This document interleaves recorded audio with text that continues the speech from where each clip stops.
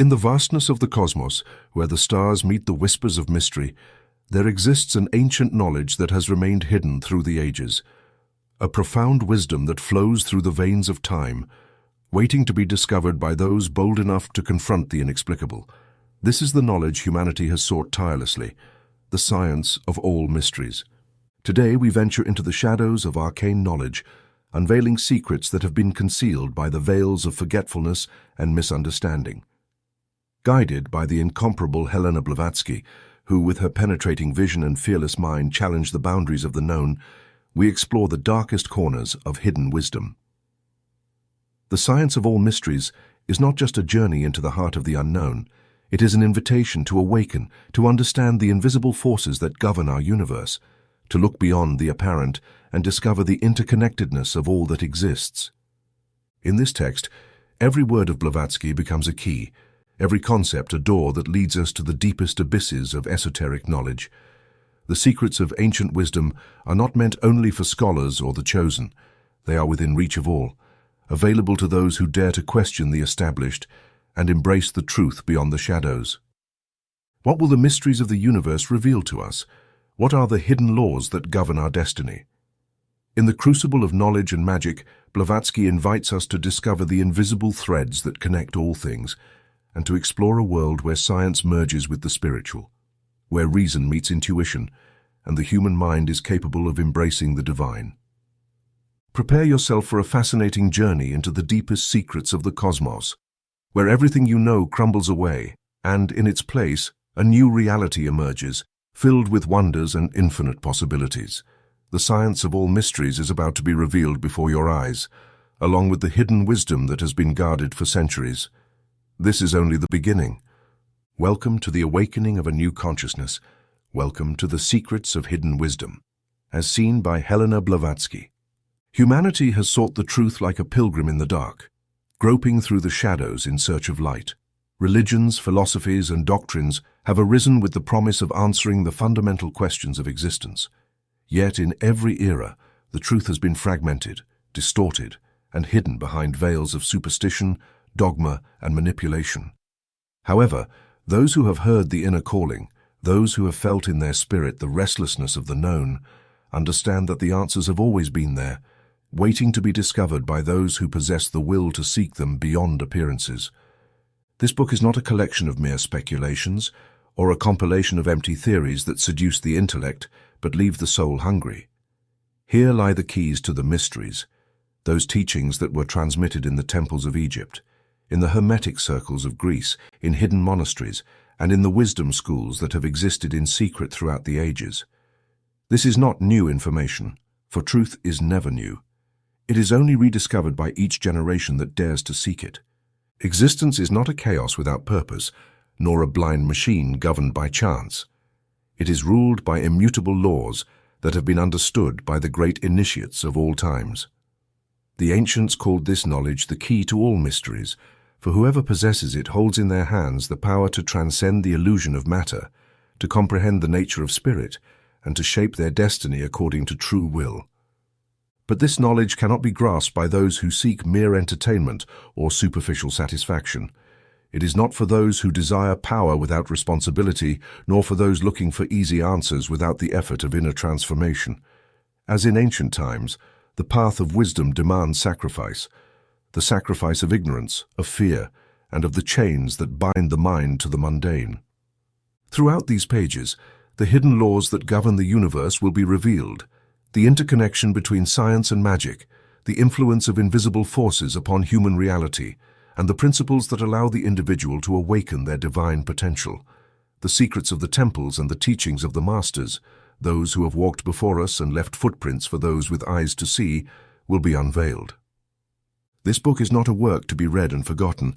It is a map, a coded guide that, if fully understood, can open the door to a knowledge that will forever change the perception of the world. But like all profound knowledge, it is not enough to read it. It must be lived, experienced, and applied, for wisdom without action is as useless as light that does not illuminate. The time of revelation has come. The cycles of humanity are closing, and the truth that was hidden for centuries must be restored, not because the mysteries have changed, but because the veil of ignorance, must fall once more. For those who are ready, this book will be a beacon in the storm, a tool for awakening, a reminder of what the soul already knows deep within its being. But for those who are not prepared, it will be just a collection of meaningless words. So it has always been, and so it shall be until the end of time. The Key of All Mysteries, Secrets of Hidden Wisdom by Helena Blavatsky. We have noticed that more than 90% of visitors to our channel are not subscribed. You can support this project by pressing the subscribe button and liking the video. Thank you for inspiring us to continue creating more and better content for you. Are you ready to transform your life? Chapter 1. The Great Secret, the Existence of a Hidden Reality. The world into which man is born is not what it seems. From the moment he opens his eyes, his mind is shaped to accept illusion as reality, to believe that only what can be seen, touched, and measured exists. But the ancient sages, those who walked the path of knowledge before us, understood that this apparent reality is but a veil, a shadow projected onto the walls of a cave. What man calls reality is merely a tiny fraction of a vast and unfathomable web, a facade behind which operates a deeper and more powerful truth. From the temples of Egypt to the esoteric teachings of the East, from the mysteries of Eleusis to the Hermetic texts, the same warning has been passed down. The universe is an illusion, a theater where hidden forces pull the strings of existence. Everything that man considers solid is in reality vibration and energy in various states of condensation. What he believes to be his individual identity is but a fleeting mask that conceals his true immortal and boundless essence. Mystics of all eras have spoken of this truth in parables and symbols, for the untrained mind cannot grasp it without falling into the abyss of confusion. Plato described prisoners chained inside a cave, seeing only shadows on the wall and believing them to be the only reality. The alchemists expressed it in their great work, where the lead of ignorance had to be transmuted into the gold of knowledge. The Hindus called it Maya, the veil of illusion that prevents man from seeing his true nature. But what does this really mean? What does it imply for the life of the common man? It means that everything that has been taught about reality is incomplete, that everyday perception is nothing more than a distorted filter of an ocean of forces and entities that exist beyond ordinary perception. It means that what is considered impossible or supernatural is nothing more than the workings of cosmic laws that have been hidden for centuries. Religions have spoken of heavenly and infernal realms, of spiritual entities, and of planes of existence beyond the physical. Yet these accounts have been turned into myths and hollow beliefs by men who have lost the key to their interpretation. What the ancient sages once knew with certainty, modern humanity has relegated to the realm of fantasy. Nevertheless, scientific discoveries are beginning to rediscover what was already inscribed in sacred texts. Matter is not solid, time is not linear, and consciousness is not merely a product of the brain. If everything man experiences is a partial illusion, then who has constructed it? This is the question that the mystery schools have tried to answer throughout the ages. Some have spoken of a cosmic intelligence, of an ordering principle that guides the evolution of existence. Others have pointed to the existence of forces that seek to keep humanity in forgetfulness, in a state of sleep where ultimate reality is inaccessible to the common man. The initiates have understood that the key to unveiling this mystery does not lie in the accumulation of external knowledge, but in the awakening of inner perception. The physical eye can only see the surface of things, but the eye of the spirit, the one the Egyptians represented as the eye of Horus, the one the Hindus called the third eye, is capable of piercing through the layers of illusion and perceiving the truth behind the veil. But what happens when someone begins to see beyond? Awakening is not an act without consequences. Whoever dares to look at the hidden machinery behind existence first experiences the vertigo of uncertainty. Everything once believed to be firm begins to crumble. Accepted truths become obvious lies. The structure of reality, so seemingly stable, reveals itself as a fluctuating system where consciousness interacts with the world in ways that once seemed impossible. Here lies the great secret. The universe is not something external to man, but a reflection of his own consciousness. Reality is not a rigid mechanism, but a field of possibilities in which the mind and spirit play a fundamental role. What humanity calls destiny is, in truth, the result of internal forces shaping the external world, and what is considered immutable is merely an illusion forged by habit and ignorance. The great masters have affirmed that he who understands this truth is no longer a victim of the world, but its architect. Magic, alchemy, and esoteric wisdom are not superstitions, but technologies of consciousness designed for humanity to awaken and reclaim its original power. However, this truth is dangerous to those who have built their power upon the ignorance of the masses, and for that reason it has been suppressed and condemned throughout history. Yet the truth cannot be buried forever. The existence of a hidden reality is something that, sooner or later, every soul intuits deep within its being. In certain moments of life, in dreams, in inexplicable glimpses, in states of deep meditation, or even during times of crisis, the truth reveals itself in sudden and powerful ways. Some reject it and cling to the security of their illusory world. Others embrace it and begin an irreversible journey toward awakening. This book is for those who have felt that call, for those who have suspected that there is something beyond what the senses show, for those who are not satisfied with the limited explanations of the materialistic world. The existence of a hidden reality is not a myth or a belief, but a certainty that has been known by great sages and masters since time immemorial. But knowing of this great secret is only the first step. What truly matters is knowing what to do with this knowledge, how to use it to transcend the limitations imposed by the profane world and access the true nature of being. He who possesses the will to move forward will discover that reality is far more vast and malleable than he ever imagined. And once he crosses the threshold, there is no turning back. Chapter 2. The Principle of Duality, Light and Darkness in the Universe. Since the dawn of human thought, the wise have understood that all of creation is sustained by the principle of duality. The entire universe is a play of opposing forces that, far from annihilating each other, complement one another, giving shape and purpose to existence. Light and darkness, life and death, motion and stillness, masculine and feminine, spirit and matter, all aspects of reality operate within this eternal dance of contrasts. The mystery schools taught that the key to understanding the cosmos and the human soul lies in the deep comprehension of this principle. However, in the mind of the uninitiated, duality has been misinterpreted as an irreconcilable battle between good and evil, an endless war where one of the poles must be destroyed for the other to prevail. Nothing could be further from the truth. Duality is not a conflict, but a sacred balance. Light could not exist without the shadow that defines it, just as the shadow cannot manifest without the light that projects it. This interdependence is the foundation of existence. Those who seek enlightenment without having understood their own darkness fail in their attempt. Only by facing and transcending both poles can true humanity be reached. The initiates of the mysteries have always known that the path to awakening is not about denying one of the poles, but about integration. In Hermetic tradition, this principle is expressed in the law of polarity. Everything is dual, everything has two poles, everything has its pair of opposites, and spiritual transmutation consists of the ability to move consciously between them until harmony is achieved. The ancient Egyptians represented this idea with the balance between Isis and Osiris, archetypes of the cosmic feminine and masculine principles.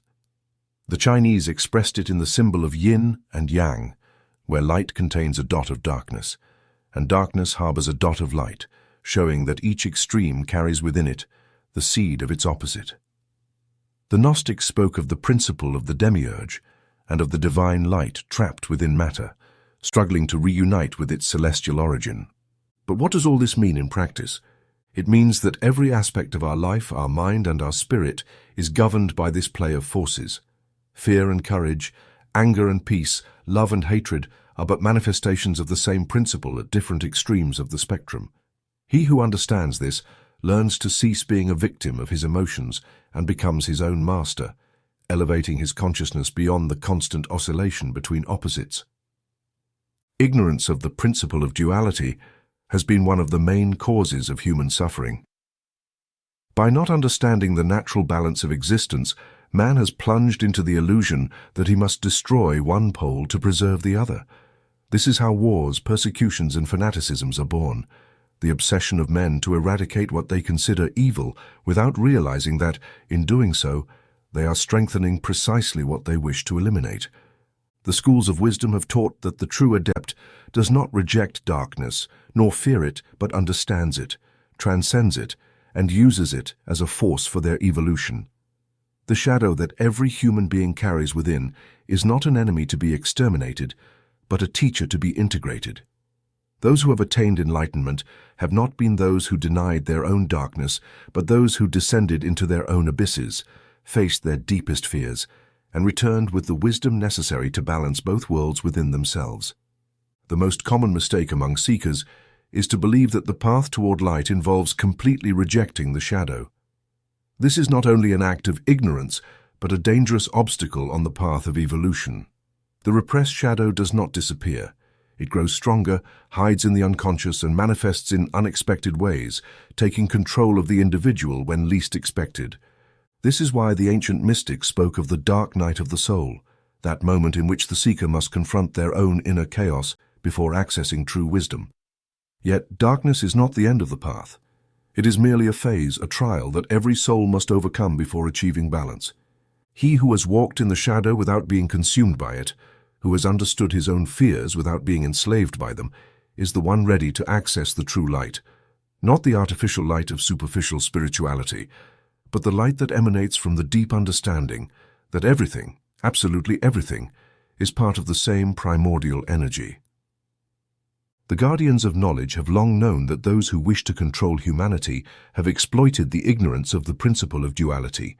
They have imposed absolutist visions of good and evil, designed thought systems that divide men into irreconcilable factions, and instilled the fear of darkness in those who could learn to master it. But the truth is that balance has always been the key. The path of the true initiate is neither one of denial nor of blind submission to one of the poles. It is the path of mastery, the conscious recognition that everything that exists is part of the same unity. He who can hold within his spirit both light and shadow without identifying with either has attained the state of absolute freedom. The evolution of the soul is a process of integration, not fragmentation. Each life, each experience, each challenge confronts us with this principle of duality, and in every trial the soul has the opportunity to take one more step on the path of balance or to remain trapped in the endless oscillation between opposites. When mastery of this law is achieved, the individual is no longer swept away by the currents of existence. They become the axis around which the wheel turns, the still point in the midst of chaos, the alchemist who transforms shadow into light and light into pure consciousness. This is the action that the ancient masters have passed down through the centuries, the secret that has been hidden in symbols, myths, and esoteric teachings. The universe is not a war between good and evil, but a balance between two principles that need each other. And whoever transcends this illusion gains access to a knowledge that frees them from all bondage. The next step on this path is to learn to apply this principle in everyday life, in decisions, in thoughts, in the way we relate to the world. Because only when knowledge becomes action and inner transformation does it cease to be a mere concept and becomes the key that opens the door to awakening. Duality is the foundation of existence, but beyond duality, beyond assumptions, there is a point where everything merges into unity, and whoever finds it has discovered the true essence of reality. Chapter 3. Matter and Spirit, Two Faces of the Same Energy. Since ancient times, the sages have taught that the universe is a web of energies in constant motion, a perpetual dance between the visible and the invisible, the dense and the subtle, the physical and the spiritual. However, modern humanity has fallen into the trap of separation, believing that matter and spirit are distinct, opposing, and irreconcilable entities. This false dichotomy has plunged humanity into a limited vision of existence, where the tangible is perceived as the only real thing, and the intangible is dismissed as superstition or mere philosophical abstraction. But the truth safeguarded within the mysteries is different. Matter and spirit are the same energy manifesting at different levels of vibration. What appears solid in the physical world is nothing more than a condensed state of invisible forces, while what we call spirit is simply the most subtle and etheric form of that same primordial energy. Those who have achieved inner vision understand that there is no real division between the two, but a continuity where every aspect of existence flows from one to the other in an eternal process of transformation. The ancient Hermetists expressed this truth in their fundamental axiom: as above, so below, as within, so without. This principle reveals to us that everything that exists in the material world has its counterpart in the subtle planes, and that the visible universe is nothing but the reflection of spiritual forces operating from higher levels of consciousness. The great deception of separation. Why then has humanity been led to believe in a separation between the material and the spiritual? Because those who seek to control the destiny of mankind have understood that a being who is unaware of their divine nature is a weakened being, incapable of reclaiming their true power. By imposing the idea that spirit is something ethereal, unreachable, and separate from physical reality, they have succeeded in chaining souls to the prison of matter, making them believe that the only form of existence is that which can be perceived by the senses. Extreme materialism, with its worship of the tangible and its denial of the invisible, has reduced human perception to a state of slavery, where anything that cannot be measured or quantified is dismissed as unreal. On the other hand, false spiritualities have led many to reject the material world, considering it a trap or a worthless illusion, unaware that matter is as sacred as spirit, and that both are expressions of the same source. The true initiates have known that the key is neither the denial of matter nor the evasion of spirit, but the integration of both. A man who lives only for matter is a slave to his desires, but a man who rejects matter and seeks to flee from earthly existence becomes a shadow without purpose. True mastery lies in understanding that matter is the vehicle of spirit, and spirit is the energy that animates matter. Matter as an expression of spirit. Modern science has begun to approach this truth in ways that ancient philosophy had already foreseen. Quantum physics has shown that matter, at its most fundamental level, is nothing but an oscillation of energy, a vibratory field that changes its state according to observation and intention.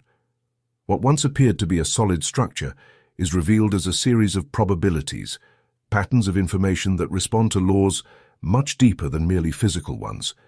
The ancient sages of India described this with the concept of Prakriti, the primordial substance that takes form under the influence of Purusha, the eternal consciousness. In alchemy, this principle was expressed in the relationship between sulfur and mercury, where energy and form combine to give rise to transformation. In the Kabbalah, it is found in the tree of life, where divine energy descends through different levels until it crystallizes in the physical world. But these are not mere metaphors. They are keys that show us how matter is not something alien to spirit, but its densest manifestation. Each thought, each emotion, each intention generates a vibration that eventually materializes in the physical world. Just as water changes state between solid, liquid, and gas, depending on its temperature, universal energy moves between the material and the immaterial without ever ceasing to be the same essence. The human being is a bridge between two worlds. Man is not just a physical body, nor merely an ethereal spirit. He is a bridge between the visible and the invisible, a channel through which the energy of the cosmos expresses itself in manifestation. His body is matter, but his consciousness is spirit, and his mission is to learn to unite both aspects to become a conscious creator of his own reality. The mystery schools have taught that the human being possesses different vehicles of expression: the physical body, the energetic body, the mental body, and the spiritual body. Each of these planes vibrates at a different frequency, but all are interconnected, forming a dynamic system through which consciousness can move and operate with the proper preparation. When an individual awakens to this understanding, they begin to transform their relationship with the world. They stop seeing matter as an obstacle and begin to recognize it as a field of creation. They learn that spirit is not something distant, but the essence that animates every particle of their existence. They understand that everything they experience in life is the result of a constant interaction between their internal energy and the vibratory structure of the universe. Transmutation, the true path of the initiate. The great objective of the spiritual seeker is neither to reject matter nor to get lost in the purely abstract, but to learn to transmute energy between both levels of existence. This is true alchemy, not the conversion of lead into gold in a physical crucible, but the transformation of dense consciousness into luminous consciousness. Those who have mastered this teaching have learned to control their own vibration, manifesting in the material world that which their spirit has conceived. They have understood that every thought has a form, that every emotion is a force, and that the external reality is a reflection of the internal reality. Magic, manifestation, and conscious creation are not mere fantasies, but the practical application of the law that unites matter and spirit. The awakening of consciousness and the integration of opposites. At this crucial moment in humanity's history, the separation between matter and spirit must be overcome. Humanity has been divided between those who live for matter, unaware of their essence, and those who seek spirit without understanding their role in the world. Both paths are incomplete, and only the one who integrates both aspects will attain the fullness of being. This knowledge has been safeguarded within the mysteries, but it is now being restored for those who are ready to receive it. For the time of ignorance is coming to an end, and the revelation of the unity between the visible and the invisible will mark the beginning of a new era of understanding and power for those who dare to cross the threshold. Matter and spirit are two faces of the same energy, two expressions of the same source. The key is not in choosing one over the other, but in learning to move between both. This is the hidden teaching that the great masters have transmitted to those who have proven themselves worthy of knowing it. The question is not whether this truth is real, but whether you are ready to experience it, for the one who understands the unity between matter and spirit understands the secret of the universe itself. Chapter 4. Time and Destiny. Is everything written? Man has gazed at the night sky since time immemorial, searching the stars for answers to his destiny, questioning the universe in his desire to understand whether life is a predetermined path or if his will can alter the course of events. He has bowed before gods and prophets, consulted oracles, and charted maps of the stars, believing that the key to his destiny lies outside himself. But the great paradox is that the answer is not found externally, but within the very structure of his consciousness. The illusion of time is a prison for the unawakened mind. But for the one who has crossed the threshold of knowledge, the past and the future are one and the same, an intertwined spiral of causes and effects in an eternal dance. From the most ancient mysteries, it has been taught that time is not linear but cyclical, and that human existence is woven into a fabric of forces that respond to immutable universal laws. Everything that has been, everything that is, and everything that will be coexists in the eternal now. What the limited mind perceives as a sequence of events is nothing more than a projection of its own inability to see the whole. The serpent devouring its own tail, the Ouroboros of the alchemists, is not a simple symbol. It is the representation of time as a cycle without beginning or end, a perpetual movement in which each instant contains the entirety of becoming. The ancient initiates knew that the destiny of a man is not a book already written, but neither is it a blank page without structure. It is a weaving between necessity and choice, between law and will. In the Kabbalah, the paths of the tree of life are described as possibilities within a grand design, and in the Vedas, karma is described as the inevitable consequence of past actions, but never as an immutable sentence. Man can change his destiny to the extent that he awakens his consciousness and understands the forces that govern him. But for the one who lives asleep, time is an inexorable current that drags him along without resistance. There are planes where time unfolds differently from how we perceive it on Earth. In the subtle realms, what we call past and future coexist simultaneously as a vast network of possibilities that individual consciousness can navigate, according to its level of development. Those who have mastered the art of inner vision have been able to peer beyond the veil of temporal illusion and see what is impossible for the common man to conceive. That destiny is not a fixed line, but a malleable field of energy, where every thought, every emotion and every decision alters the trajectory of the soul on its eternal journey.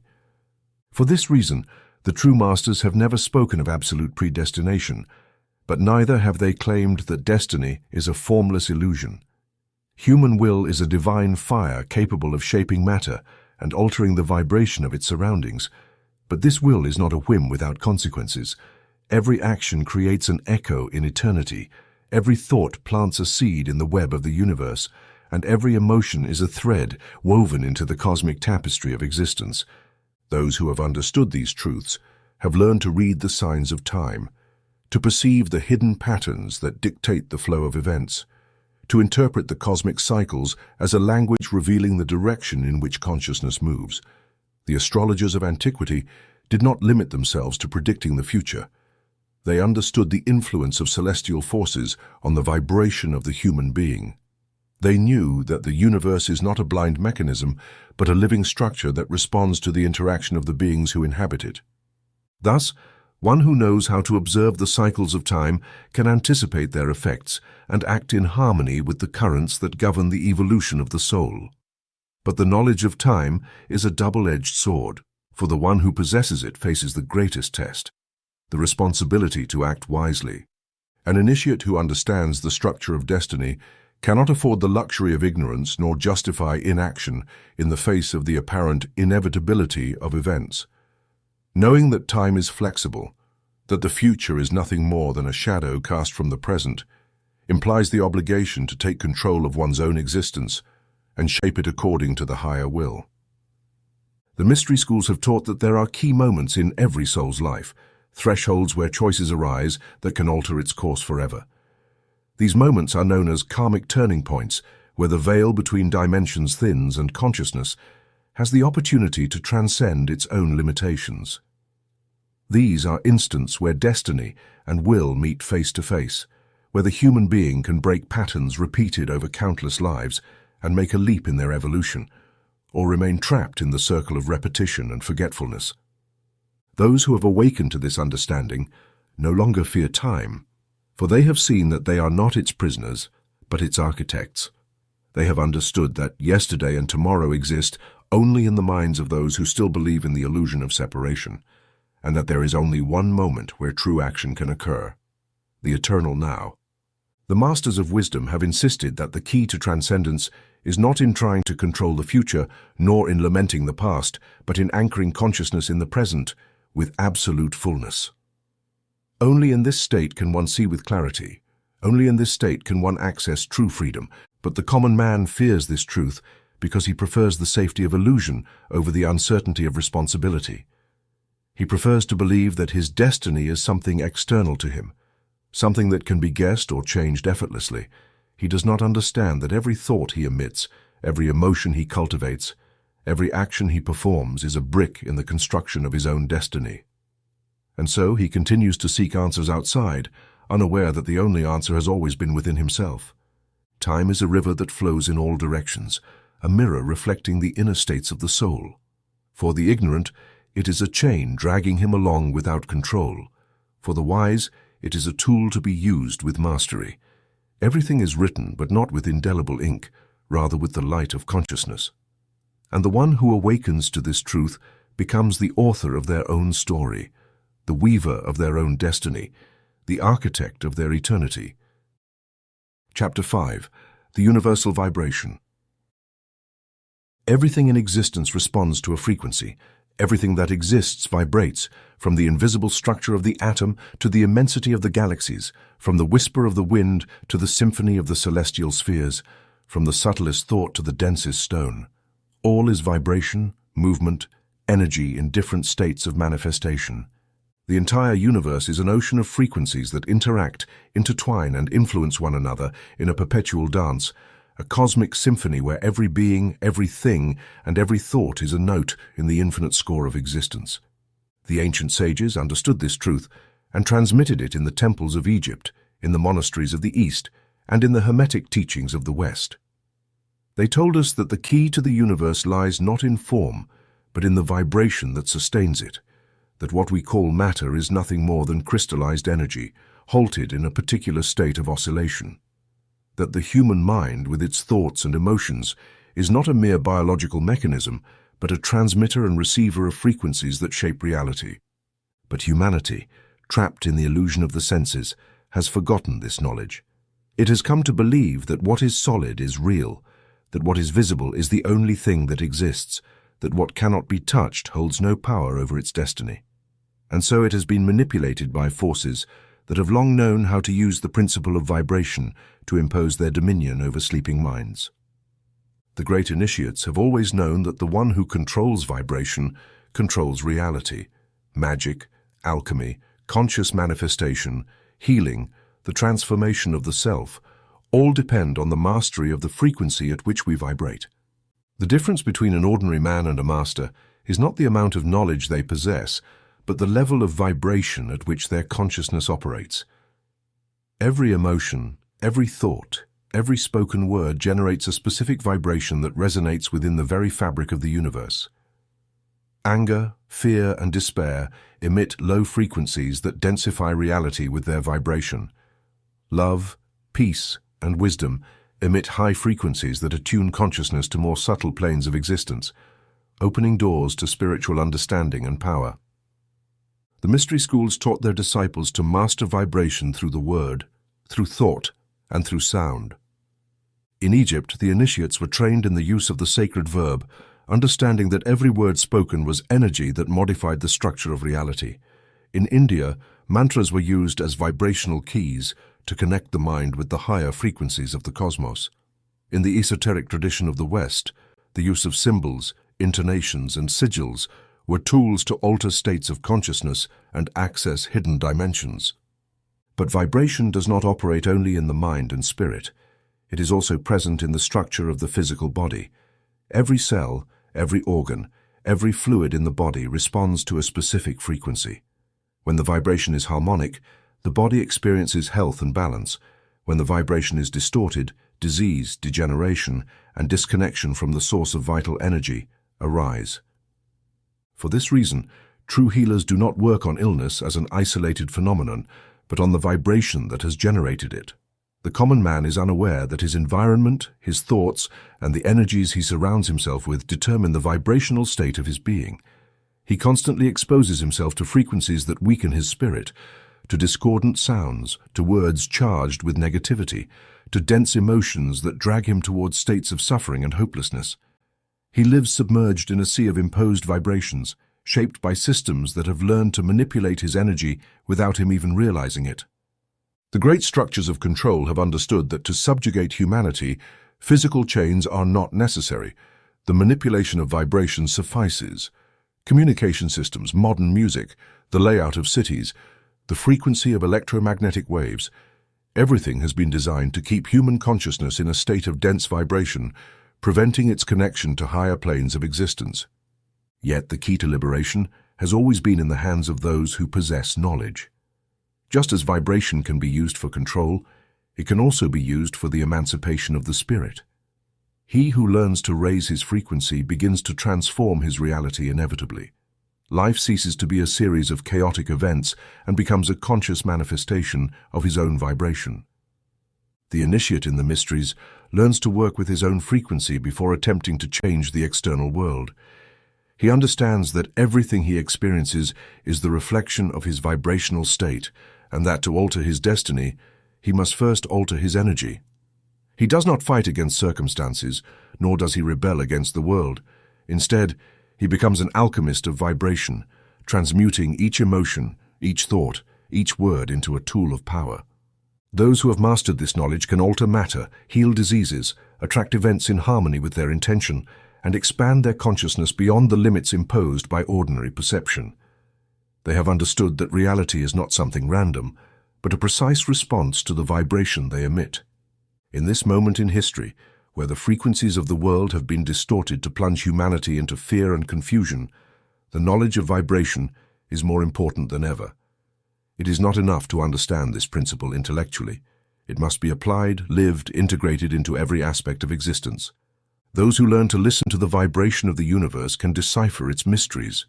They can see beyond appearances, feel the energy of places and people, communicate with invisible planes, and manifest their purpose in perfect harmony with cosmic forces.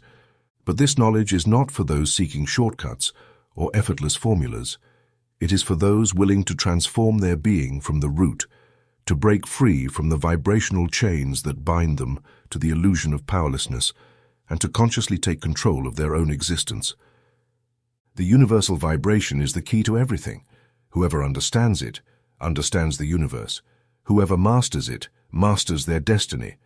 And whoever aligns with it transcends the illusion of matter and becomes a conscious creator of their own reality.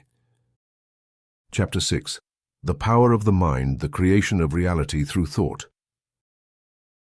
Since the dawn of humanity, man has sought the secret of power, the dominion over his destiny, and control of the forces that govern existence. He has tried to subdue nature, to bend the elements, and to conquer the external world without understanding that true power does not reside in the material, but in the most hidden and sublime principle, the power of the mind.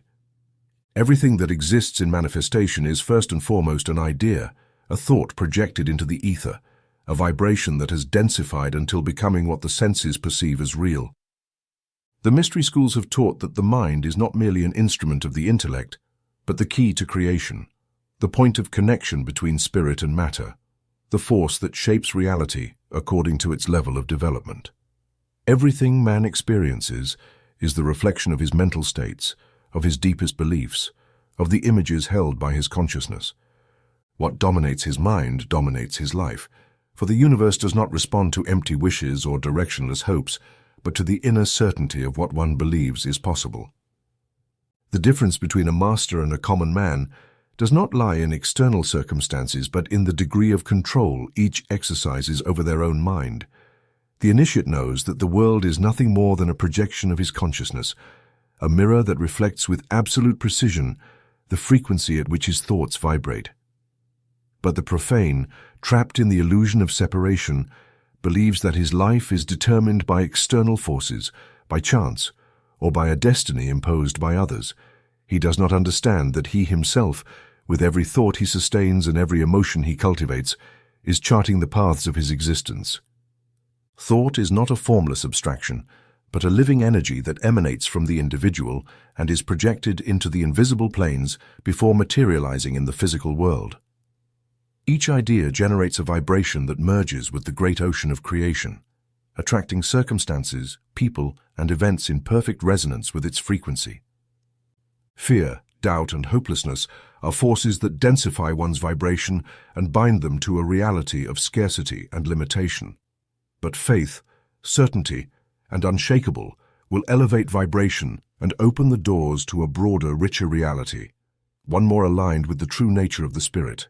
The ancients knew that the mind not only creates individual reality, but also influences the very fabric of the universe.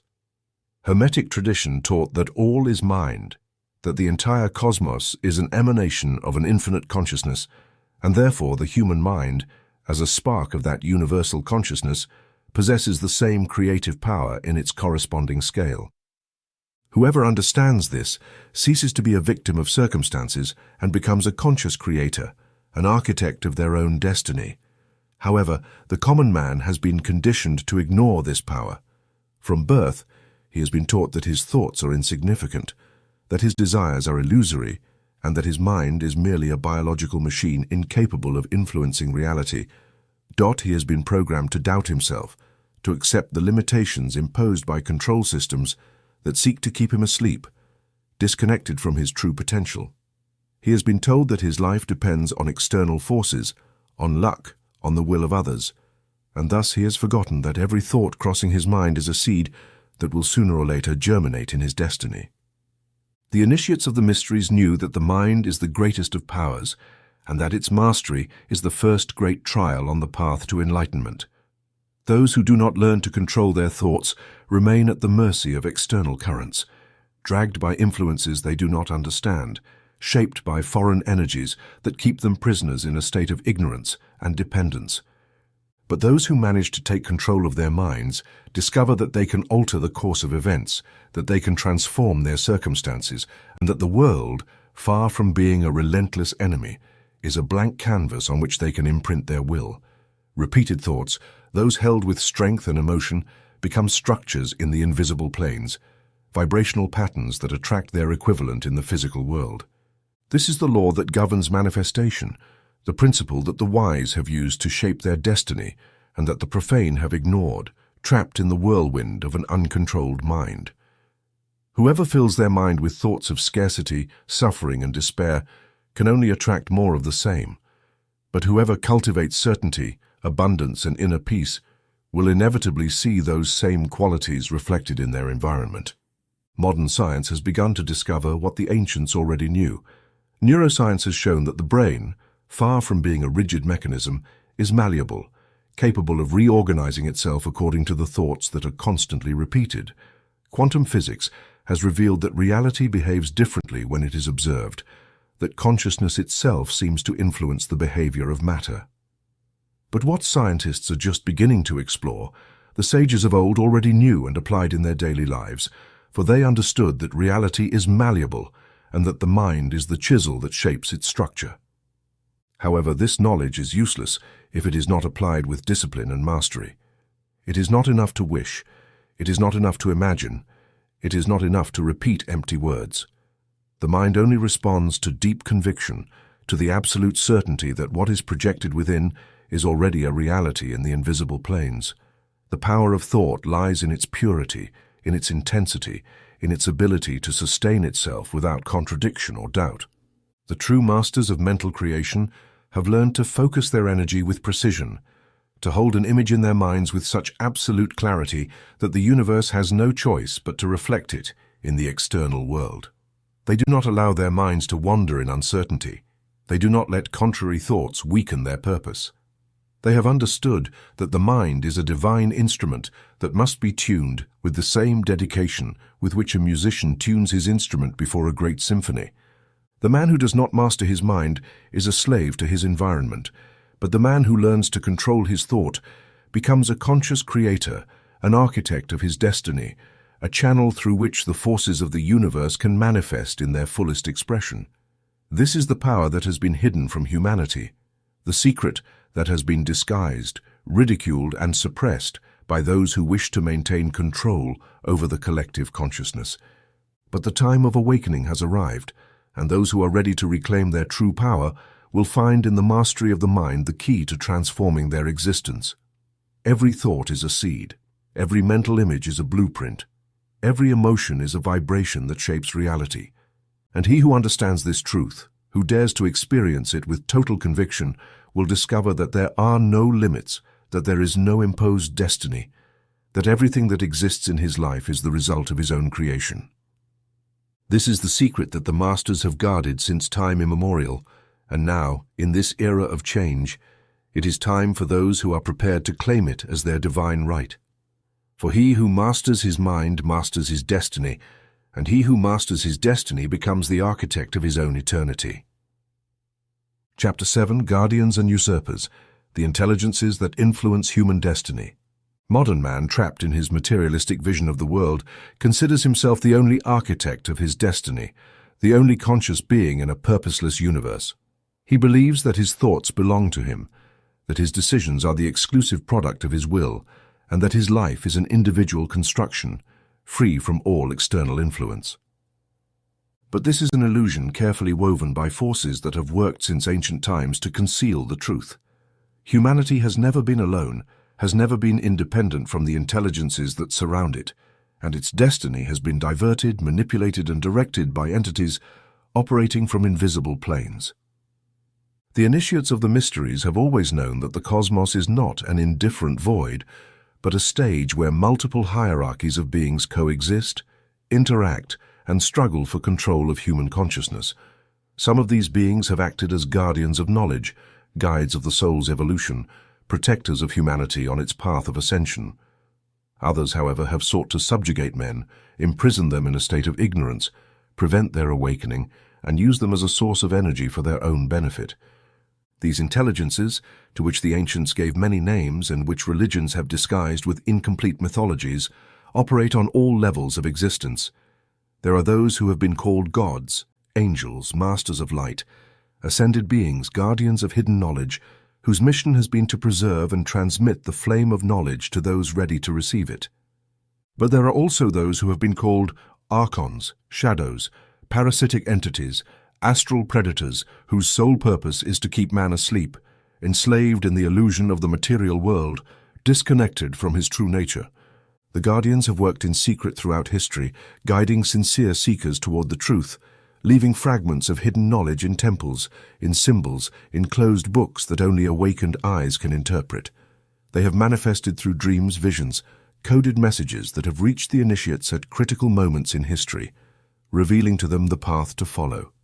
They have been the silent instructors of those who have founded the great traditions of wisdom, the ones who have whispered in the minds of alchemists, mystics, and philosophers, those few who have been able to receive their teachings without being consumed by pride or ambition. But the usurpers have also worked in the shadows. Since the dawn of civilization, they have infiltrated belief systems, distorted the truth, introduced fear, guilt, and confusion into the minds of men. They have created religions to control instead of liberate. They have designed structures of power that suffocate the search for knowledge. They have inspired wars and divisions to keep humanity distracted from the only battle that truly matters, the struggle for the sovereignty of its own consciousness. It is no coincidence that throughout history, those who have tried to reveal the truth have been persecuted, condemned, silenced. It is no accident that the great masters have spoken in parables, that secret societies have had to hide their knowledge in symbols and codes, that the libraries of the ancients have been burned, and that sacred texts have been manipulated to serve the interests of those who seek to perpetuate ignorance. Because the battle between guardians and usurpers is not a war of visible armies. It is a conflict fought in the mind and soul of every human being, a silent battle in which every thought, every decision, every belief determines on which side each individual stands. The guardians operate through the knowledge of inner awakening and the expansion of consciousness. They do not impose their will, they do not manipulate, nor do they demand worship. They simply show the way and allow each soul to decide if it is ready to walk it. Their influence manifests in the deep intuition that pushes the seeker to question the world around him, in the spark of inspiration that leads him to explore beyond what he has been taught, in the feeling that there is something greater than the visible reality. The usurpers, on the other hand, operate through fear, distraction, and hopelessness. They are the ones who whisper in the minds of men that there is no purpose, that life is meaningless suffering, that matter is the only reality, and that death is the absolute end. They are the ones who inspire the control systems that keep humanity trapped in an empty routine, the ones who have designed power structures based on lies and manipulation. They feed on the energy of dense emotions, pain, despair, and ignorance. The great tragedy of humanity is that most men don't even suspect that this battle exists. They live their lives believing that their thoughts are their own, that their desires come from their own being, and that their beliefs have been freely chosen. They do not understand that every influence they receive, every image they see, every word they hear has been carefully designed to keep them in a low vibration, disconnected from their true essence. But those who have awakened begin to see the threads moving behind the curtain. They begin to recognize the signs, perceive the presence of the guardians in moments when truth unexpectedly emerges, in the chance encounters that lead them to new levels of understanding, in the dreams that reveal what the rational mind cannot grasp. They also begin to identify the usurpers, noticing patterns in the chaos of the world, understanding how the structures that have supposedly been designed to guide humanity do nothing but oppress it. The destiny of man is not completely written, but it is influenced by these forces. Each of us is a battlefield where this struggle is fought. Every thought is a weapon that can be used to liberate us or to chain us even further. Humanity has reached a turning point where it is no longer possible to remain ignorant of this reality. Those who choose to remain asleep do so by their own will, and those who choose to awaken must do so with full awareness of what this entails. The guardians have left the keys, arranged the signs, and opened the doors for those who wish to cross them, but they cannot force anyone to enter. The usurpers, on the other hand, will do everything in their power to keep the door closed, to convince men that there is nothing beyond, that the only truth is the one they have been conditioned to accept. Every human being must decide whom to listen to, which voice to follow, and which path to choose. The war for consciousness is not a myth, it is not a metaphor, it is the ultimate reality that determines the fate of every soul. And he who dares to see the truth without fear, he who learns to discern between light and shadow, between knowledge and manipulation, will discover that the greatest freedom is not found in the external world, but in the absolute sovereignty of his own being. Chapter 8. The Ancient Temples, Places of Power and Gates to Other Dimensions. Since time immemorial, man has felt an inexplicable attraction to certain places in the world, sites where the earth seems to vibrate with a different energy, where the gods seem to have left their mark, and where sensitive souls perceive a threshold between the visible and the invisible. These are the ancient temples, structures that, more than monuments of stone, are keys to hidden realities, portals erected with the intention of connecting humans to higher dimensions of existence. Ancient civilizations did not build their temples by chance or mere religious symbolism. In them, the architecture, orientation, and arrangement of each element adhered to principles of cosmic harmony that only the initiated could understand.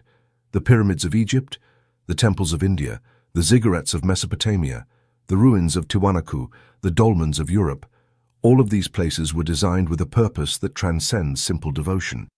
They were condensers of energy, receivers and transmitters of cosmic forces that the priests and sages used to expand their consciousness, communicate with higher intelligences, and influence the subtle planes of the universe.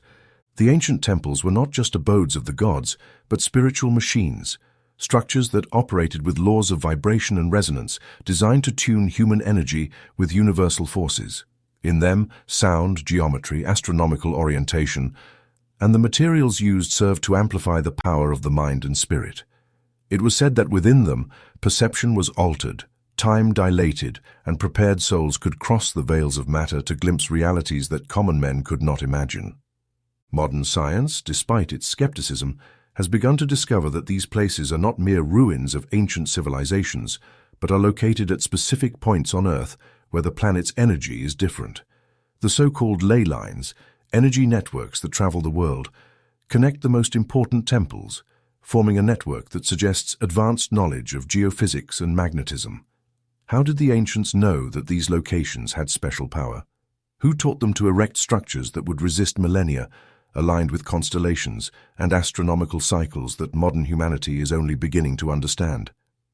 The initiates into the mysteries have always known that space and time are not absolute barriers, but dimensions that can be manipulated through the right knowledge. In the temples of Egypt, it was taught that the pyramids were not tombs, as academic ignorance would have us believe, but devices designed for the transmutation of the soul, for the expansion of consciousness beyond the physical world. In Tibetan monasteries, monks have preserved techniques to alter the perception of time and access planes where the masters of old still live. In the lost cities of America, shamans spoke of invisible doors that led to the other side, realms where gods and ancestors still walk. The common man, disconnected from his intuition, walks among these temples like a tourist, not understanding that each stone, each symbol, each alignment contains a lesson, a vibration, a hidden message. He believes they are merely remnants of the past, not noticing that the energy still flows in these places, that the echoes of ancient rituals still resonate, waiting for those with eyes to see and ears to hear. But the temples have not only been doors to the divine, they have also been objects of usurpation and manipulation throughout history. The forces that wish to keep humanity in ignorance have tried to appropriate these places. They have erected churches over temples, sealed sacred chambers, and distorted the symbols to make their meaning lost in confusion. The great institutions of power have used these sites not for awakening, but for control, diverting their energy toward dark purposes, altering their vibration with rites that have nothing to do with spiritual elevation. However, the truth cannot be buried forever. The temples, though in ruins, continue to emit their call. Those who have awakened feel their attraction, are inexplicably guided toward them, and experience visions, intuitions, and memories that do not seem to belong to them, but emerge as though their soul has known them since ancient times. It is the echo of the ancient initiations, the trace of souls that, in other lives, walked their halls, heard their teachings, and crossed the thresholds that separate this world from the invisible realms. In many of these places, the ancient traditions spoke of doors to other dimensions. In Pumapunku, it was said that certain priests could pass through the monoliths and disappear into the doorway of the gods. In Peru, there are records of shamans who entered deep trances and emerged with knowledge that could not be explained. In the temples of India, the Siddhas spoke of tunnels that led to inner worlds, parallel realities that coexist with ours. Modern humanity, trapped in its materialism, mocks these stories, unable to accept that the reality it perceives is but a fraction of existence. But those who have experienced these phenomena, those who have felt the energy of these places, know that they are not mere legends. The temples were and still are cosmic antennas, points of connection with the intelligences that have guided human evolution since time immemorial. The big question that few ask is, if these temples were designed to connect humanity with the divine, what would happen if the knowledge to activate them were restored? If man were to once again understand the secrets of vibration, geometry, and astronomical alignment? If the ancient rites, those that were banned and ridiculed, were once again performed with the right intention? The mystery schools have always known that these places can still be awakened, that their energy has not been destroyed, only asleep, and that when the time is right, those who remember their purpose will be able to cross again the thresholds that lead to lost knowledge. The temples are not ruins, they are doors waiting to be opened, and the key has always been in the hands of those who have awakened to the call.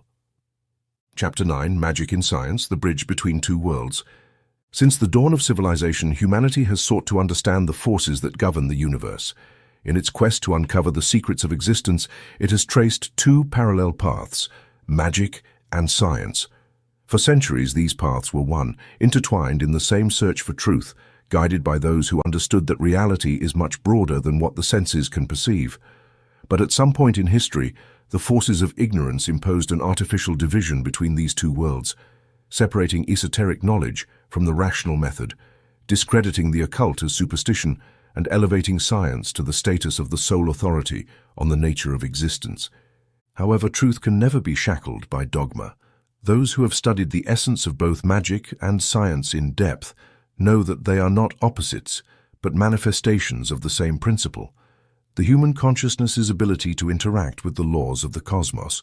Magic, in its purest form, is the art of influencing reality through will, intention, and the knowledge of invisible forces. Science, in its highest sense, is the study of the rules that govern the universe and how these can be manipulated. When both disciplines unite, the bridge that connects the visible with the invisible, matter with energy, and mind with the outer world, is revealed. The ancients made no distinction between what we now call science and what modernity scorns as magic. The priests of Egypt, the Druids of Europe, and the alchemists of the Middle Ages all understood that the universe is an interconnected vibrational structure, and that the key to operating within it did not lie in blind belief, but in the precise knowledge of its laws.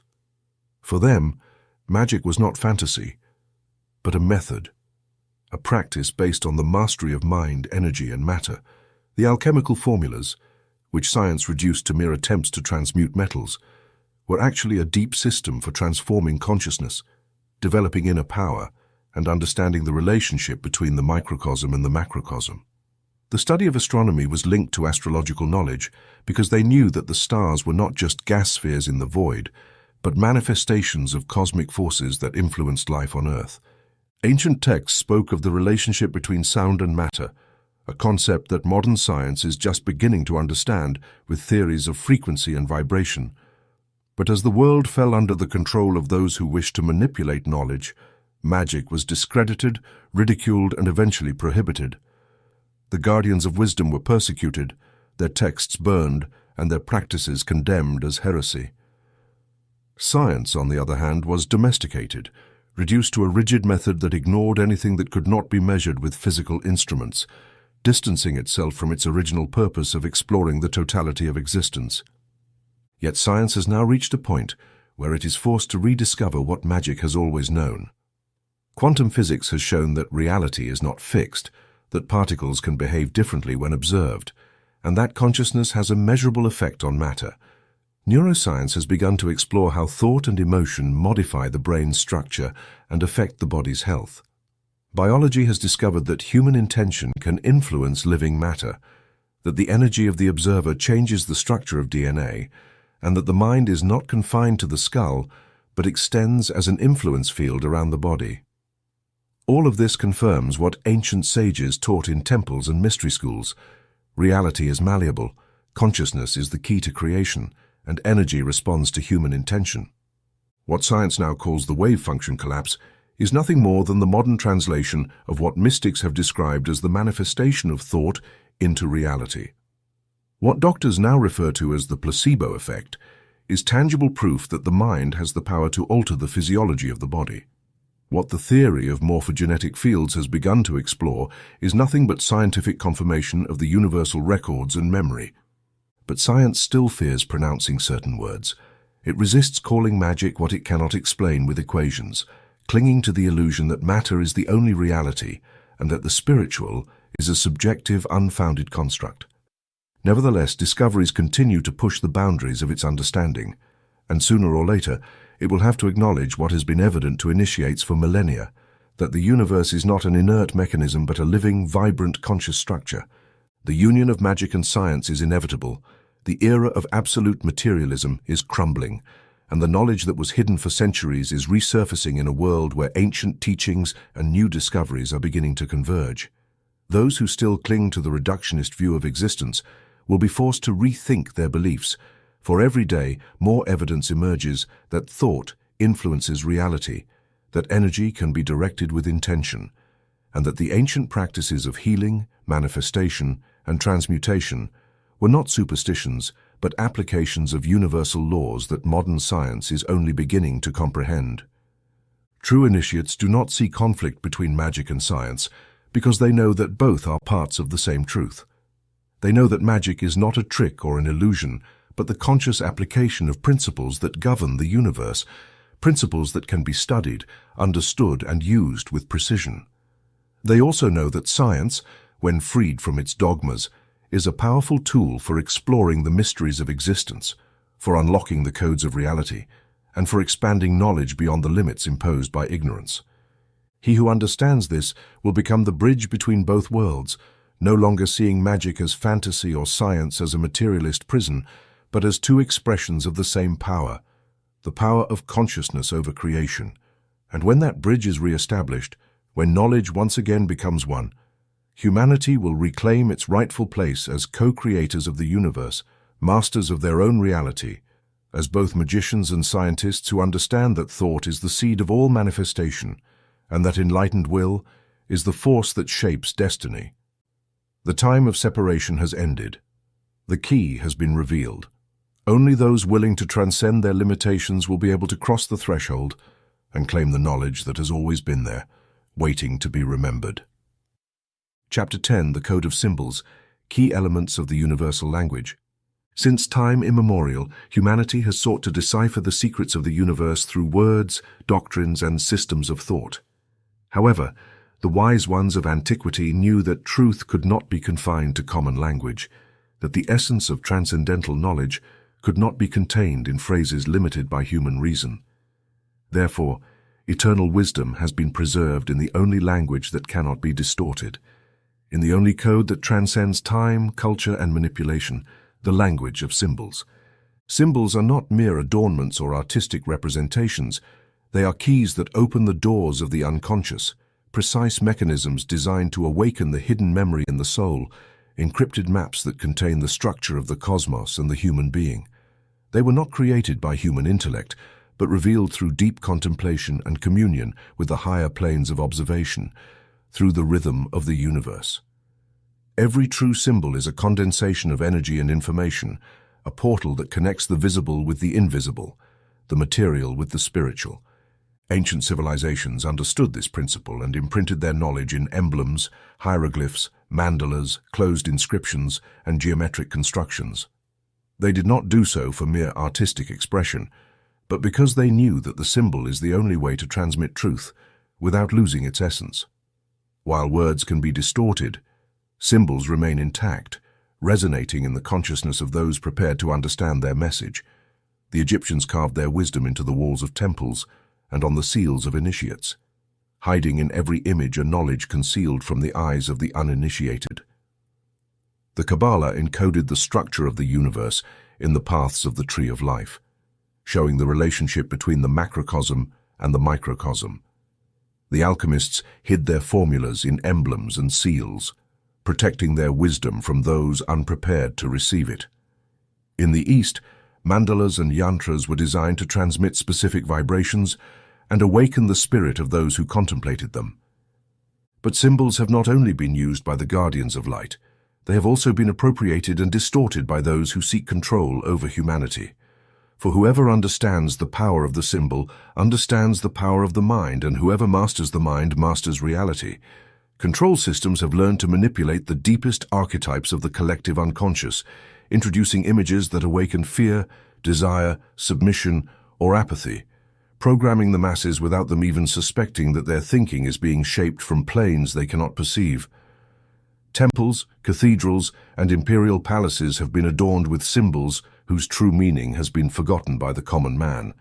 Flags, logos, and insignias of power in the modern world are not mere visual marks, but ways of encoding energy, directing the consciousness of the masses without their awareness.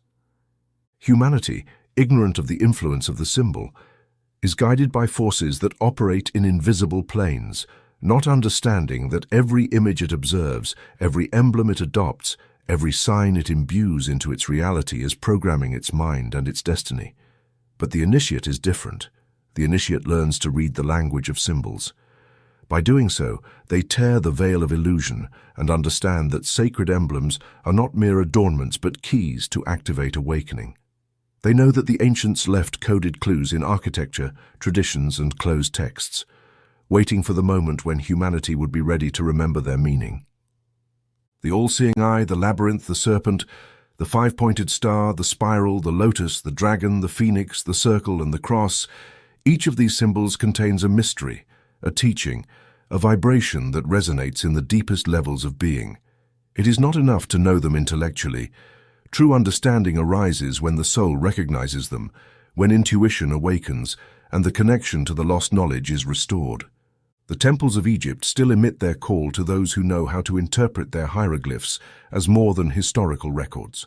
The codices of the Maya and the Aztecs still await being read with the eyes of the spirit, revealing knowledge that official history has tried to bury. The geometry of the pyramids, the circles of the Druids, the secret designs of medieval builders are not relics of the past, but transmitters of truths that have remained latent, waiting for humanity to regain its ability to see beyond the obvious.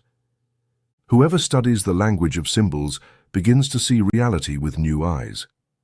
They discover that the universe itself is a code, that every pattern in nature, every form in creation, every manifestation of existence responds to geometric principles that reflect divine order.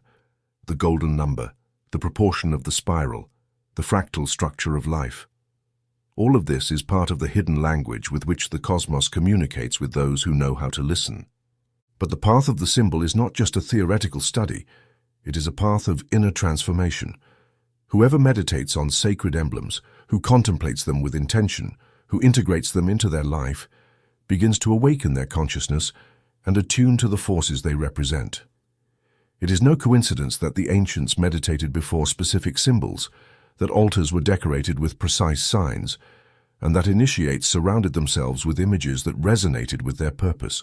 For the symbol does not only transmit knowledge, it transmits power, and whoever understands it ceases to be a prisoner of illusion and becomes a master of manifestation.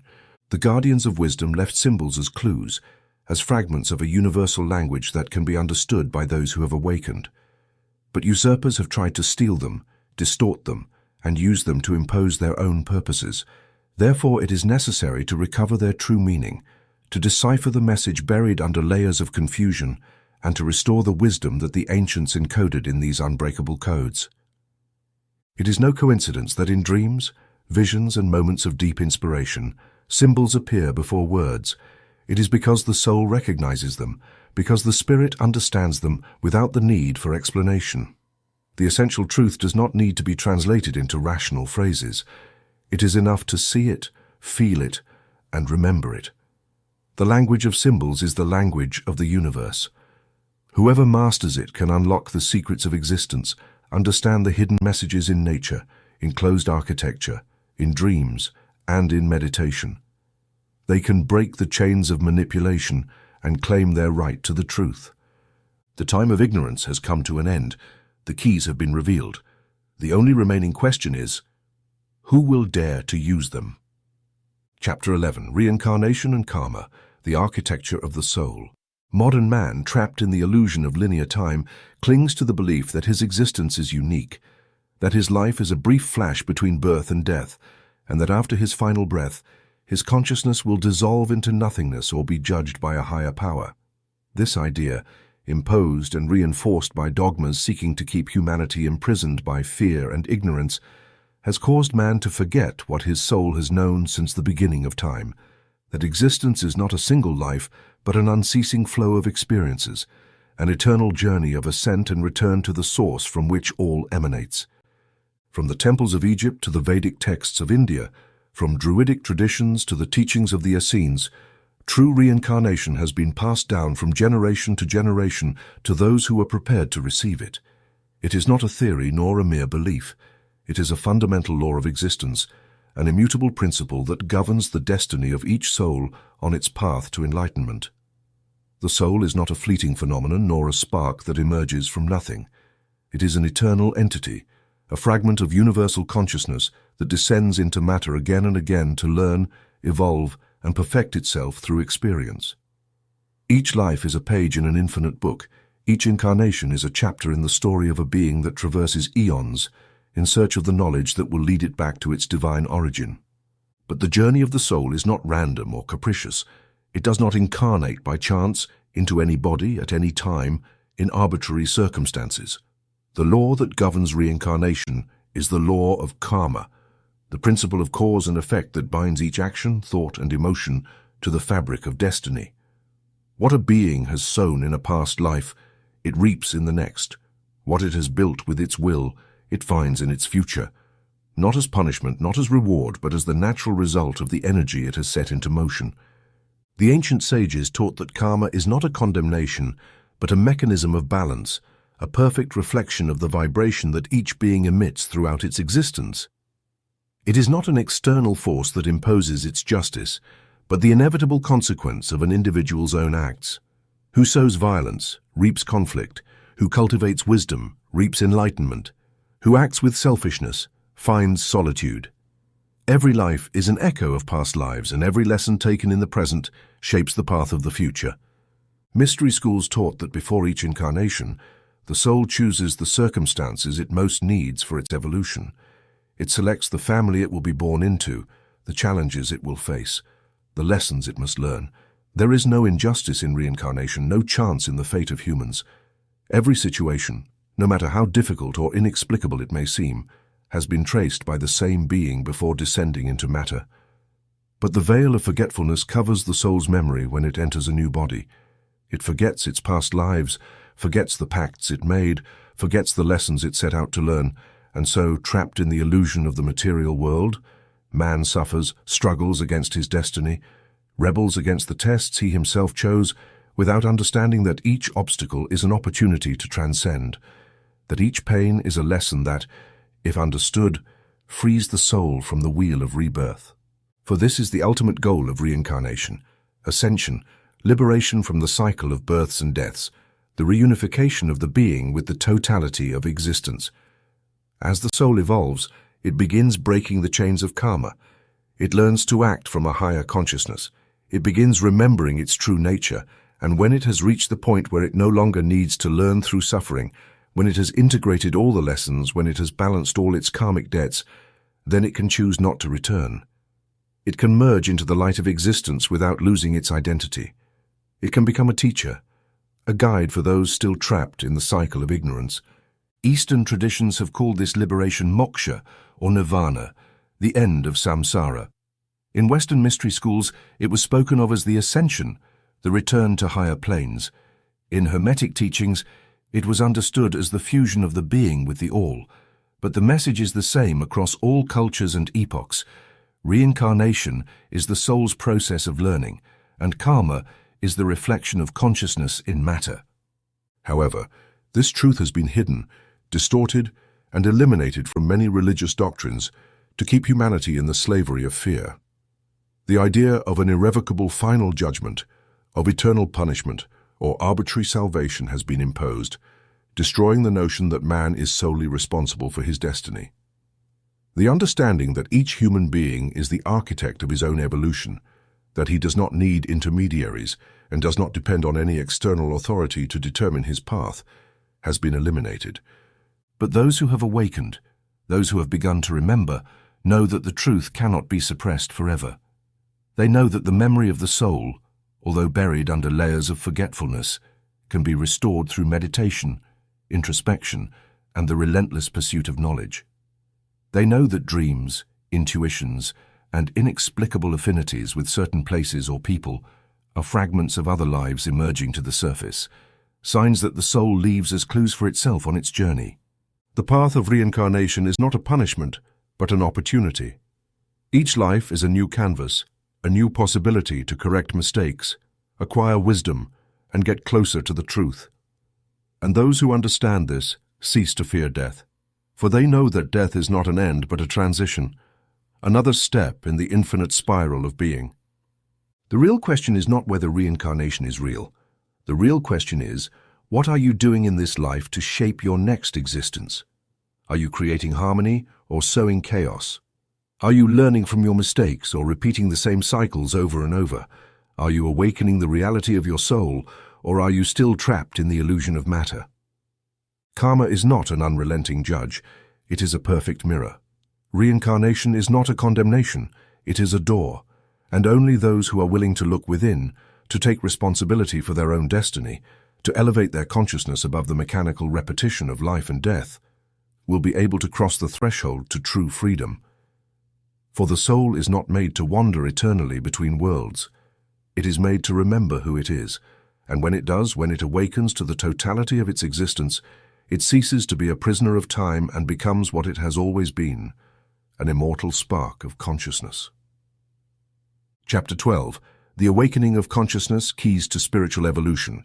The human being believes he is awake because his eyes perceive the light of the sun and his senses inform him about the reality surrounding him.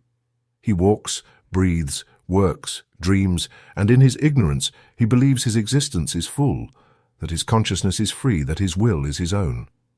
But this is the greatest of illusions, the illusion in which most souls remain trapped life after life, without even suspecting that they dwell in a deep state of sleep, an invisible prison woven with the threads of unconsciousness. Awakening does not simply mean acquiring intellectual knowledge, or adhering to doctrines that promise enlightenment with empty words.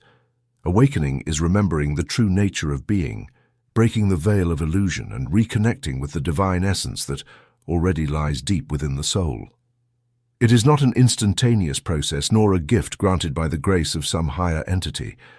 It is the result of a conscious effort, of an unbreakable will to transcend the limits imposed by the conditioned mind and the forces that seek to keep it immersed in ignorance. Since ancient times, the guardians of knowledge have taught that human consciousness passes through multiple states, from the deepest sleep to full spiritual realization. The wise men of the East spoke of Maya, the veil of illusion that covers the eyes of man, preventing him from seeing the truth. The Hermeticists explained that the vibration of consciousness determines the level of reality in which one finds oneself, and initiates from all traditions agreed that awakening is not a destination, but a path that requires discipline, transformation, and courage. The key to awakening begins with an inescapable truth. Everything the human being perceives is filtered through his level of consciousness. Reality is not something external that simply happens. It is a reflection of the inner vibration, a projection of the state of the soul.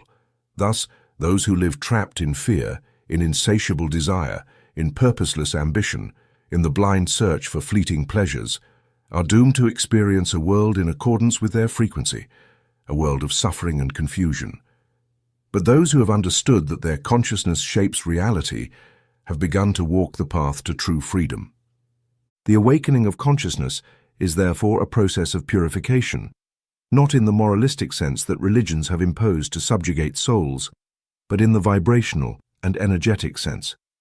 The human being cannot elevate spiritually while his mind is filled with dense thoughts, while his heart is loaded with destructive emotions, while his body is intoxicated with habits that bind it to the lower forces of existence. That is why all initiates have undergone a preparation process before accessing the mysteries, for one cannot receive the light if the vessel is still full of shadows. This process begins with the mastery of thought. The mind is the first threshold, the first barrier that the seeker must transcend. Most people believe they think for themselves, but in reality they are thought by the forces around them. They are slaves to mental patterns that do not belong to them.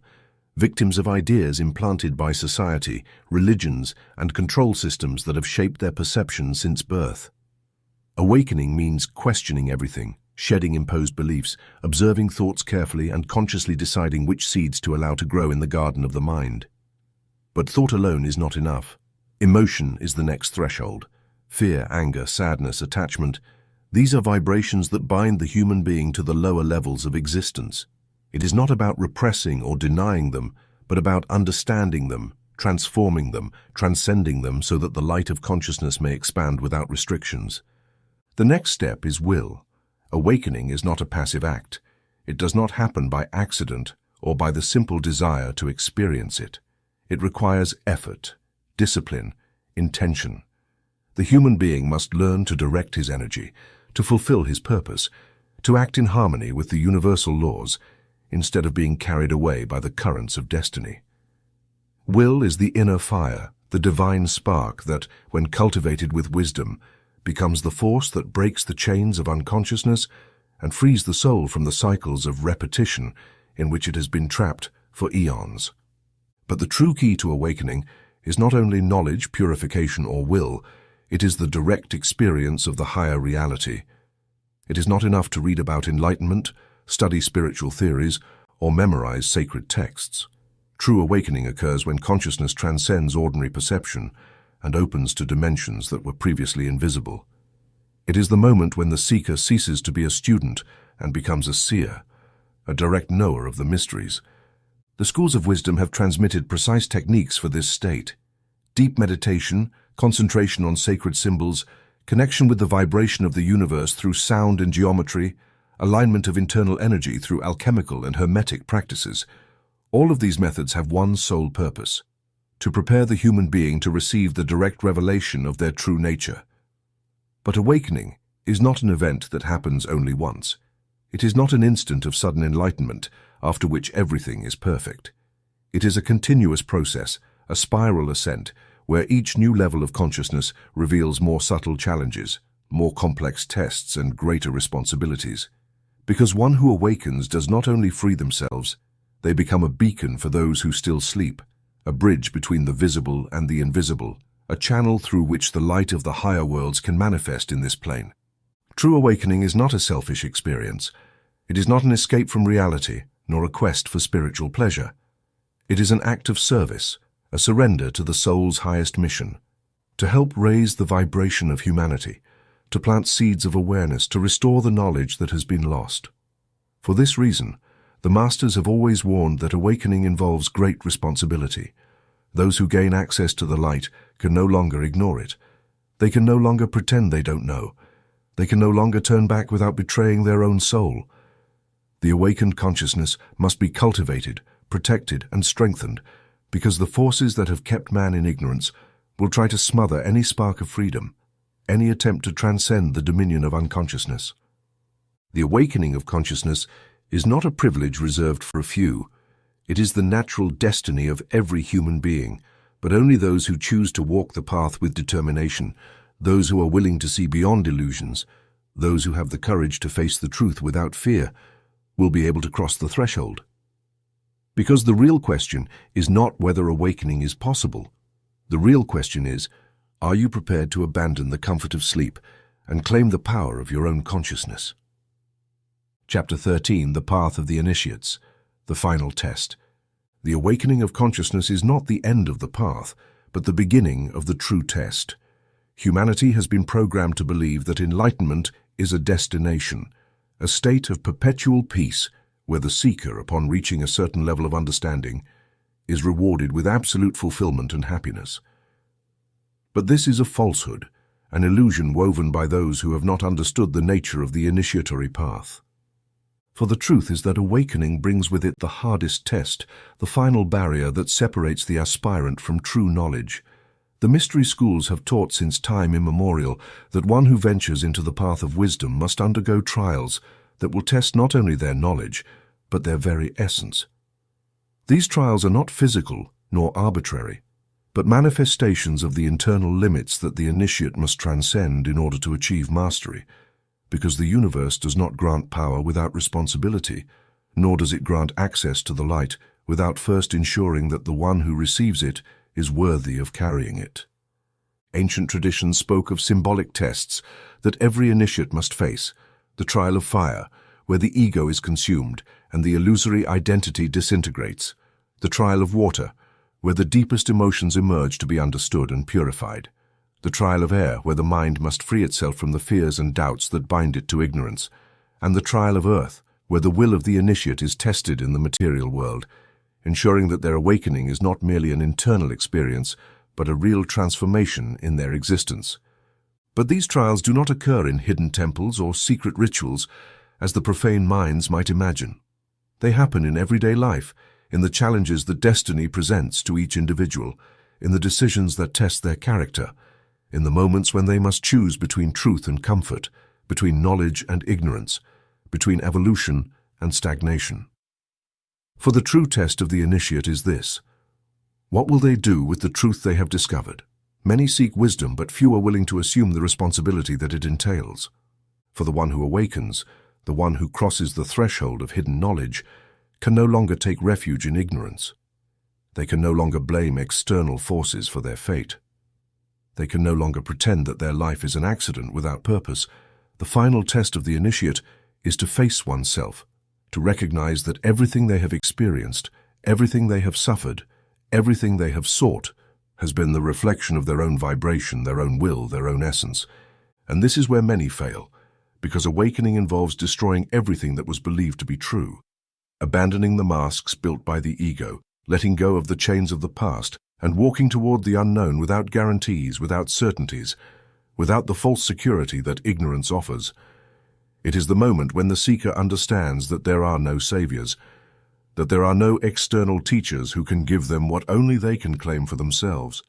The stories of the ancient initiates recount how those who reached the last door had to face the total dissolution of their identity before being reborn as something new. The myths of death and resurrection present in all esoteric traditions are not mere metaphors, but encrypted accounts of what happens in the soul of the true seeker when they reach the threshold of transformation.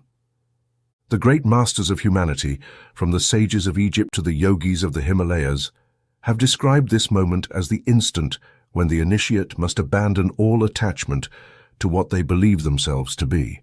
They must face the inner darkness without fear, surrendering completely to the truth, without reservations, excuses, or resistance. For some, this test manifests as absolute loneliness, the departure from everything that was familiar, the sensation of being in the void, of losing all connection with the world.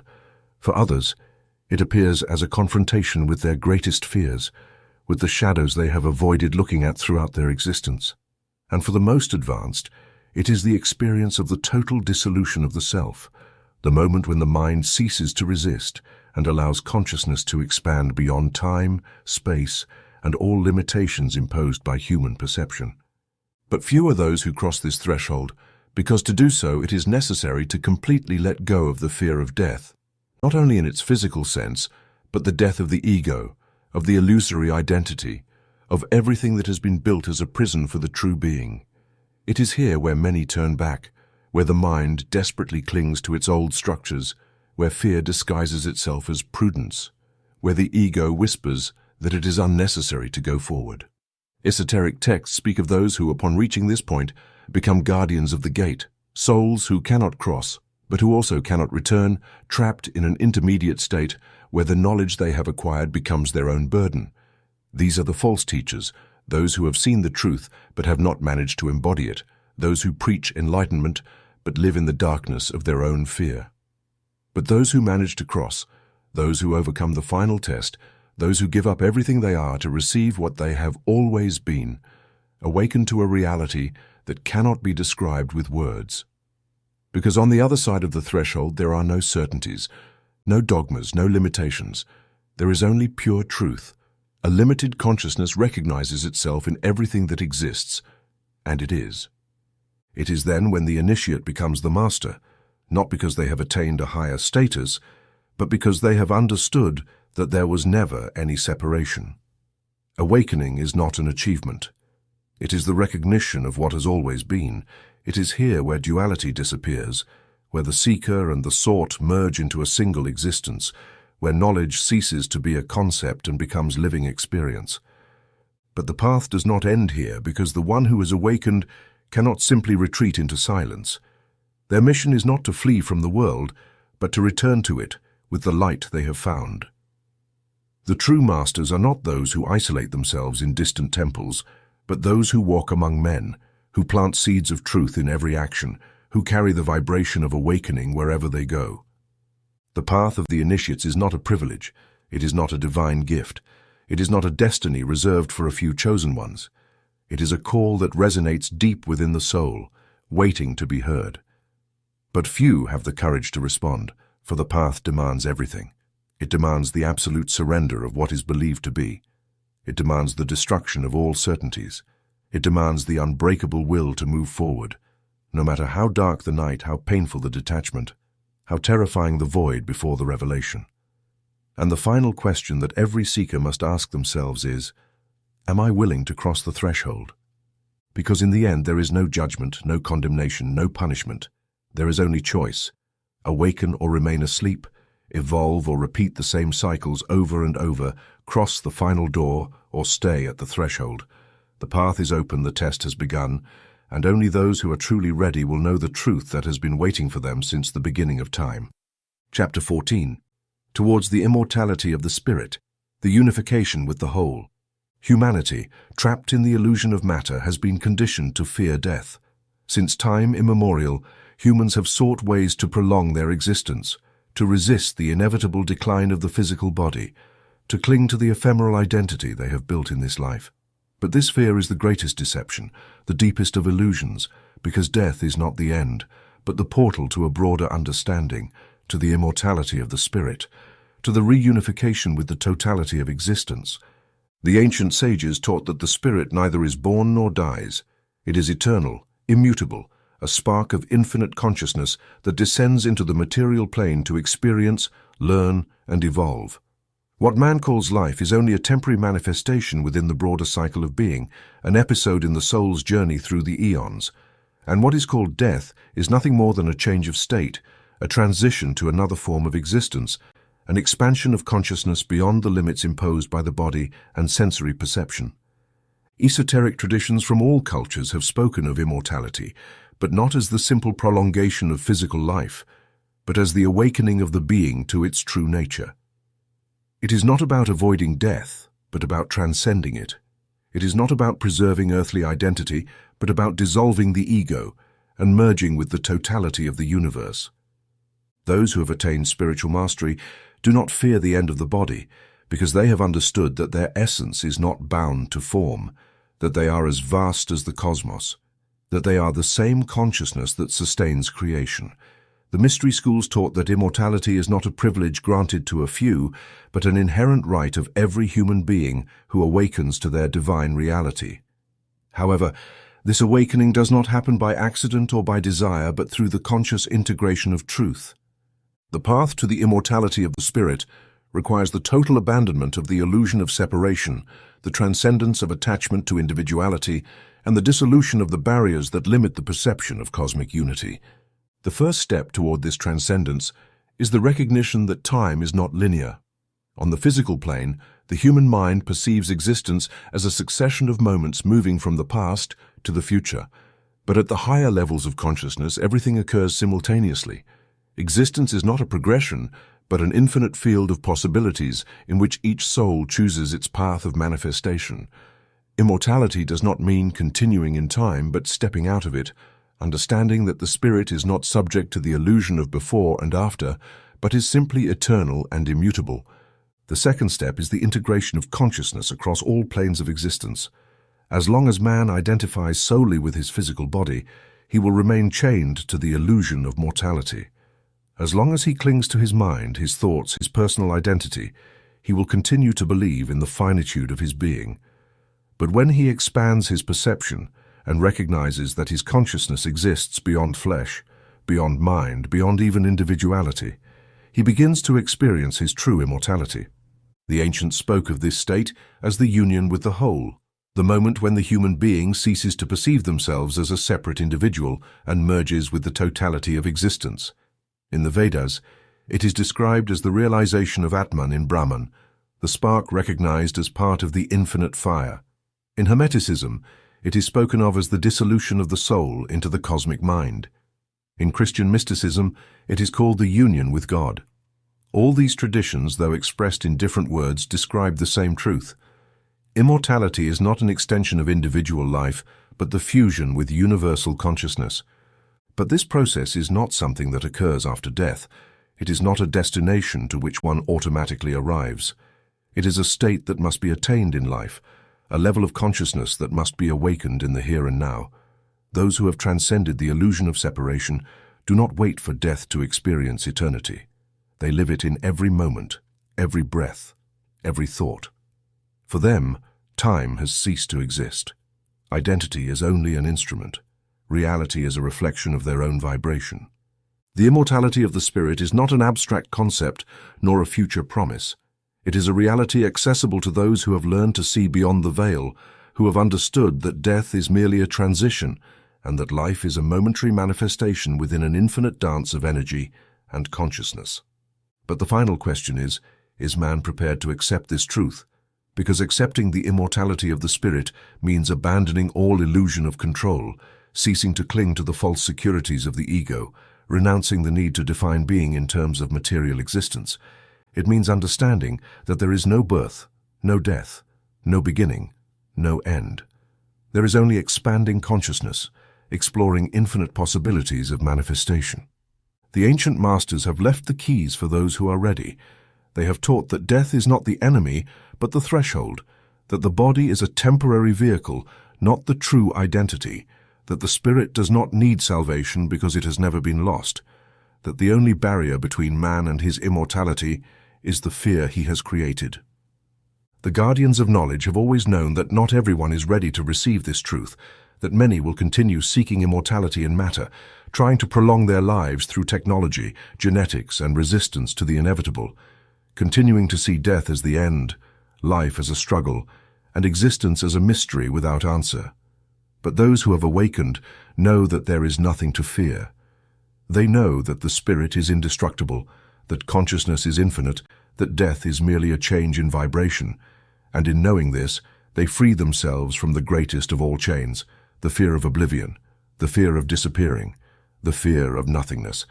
Because in the ultimate reality, at the deepest level of existence, there was never a you separate from the whole.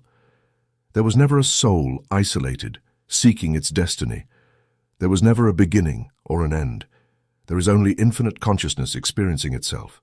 There is only the one, the all, the void and the fullness in perfect unity.